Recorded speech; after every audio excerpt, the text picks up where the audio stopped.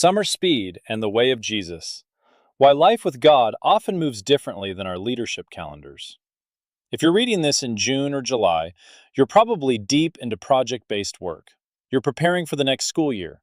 Curriculum is being ordered. Master schedules are being built. Strategic plans are being refined.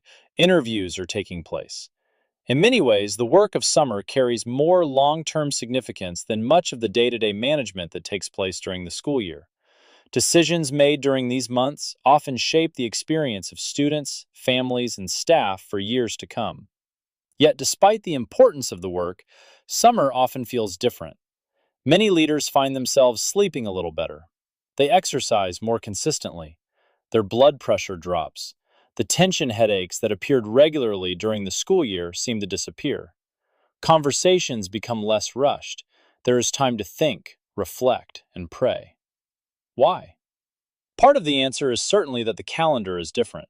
Summer generally contains fewer meetings, fewer interruptions, and fewer immediate demands. But I wonder if there is something deeper happening. Most of us entered leadership because we care deeply about serving people and advancing a mission. At the same time, many leaders are achievers by nature. We are the people who step forward when something needs to be done. We carry responsibilities seriously and often take ownership of challenges that others are unwilling to address. Over time, however, that strength can become a burden. Without realizing it, we begin carrying more than our role requires. We absorb the pressures of the organization and take responsibility for problems that belong to others.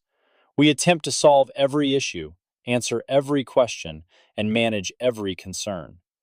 Eventually, leadership becomes less about guiding people and more about carrying weight. The school year has a way of accelerating this tendency.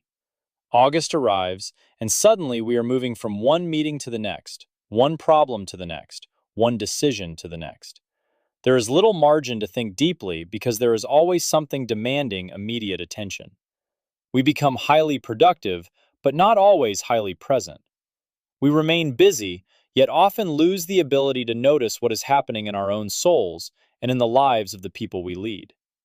Dallas Willard often spoke about the importance of eliminating hurry from our lives.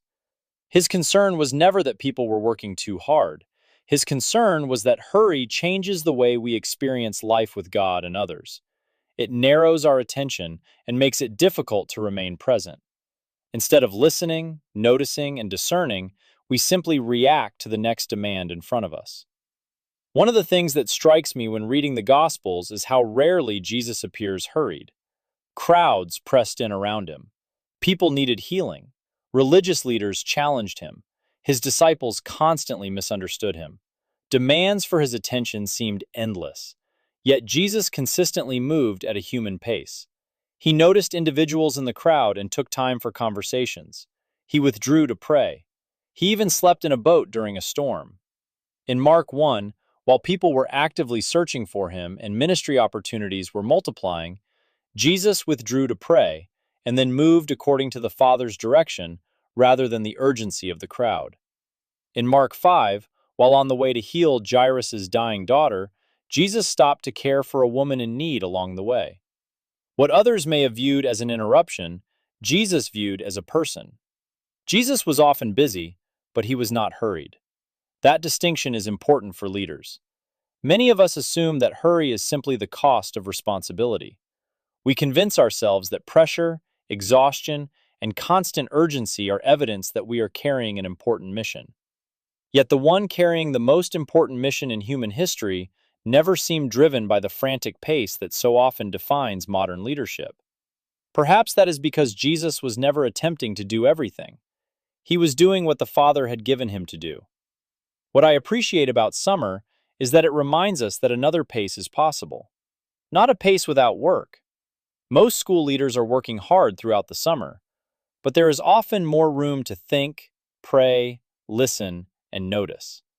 As we prepare schedules, budgets, calendars, staffing plans, and strategic initiatives for another year, perhaps the most important preparation is allowing God to reshape the pace at which we lead. Pay attention to how you feel during these months. Notice what helps you remain present with God and with people. Then ask what it would look like to carry some of those lessons into October or February. Let summer remind us that living in the kingdom of God often requires a different pace than most leadership calendars allow.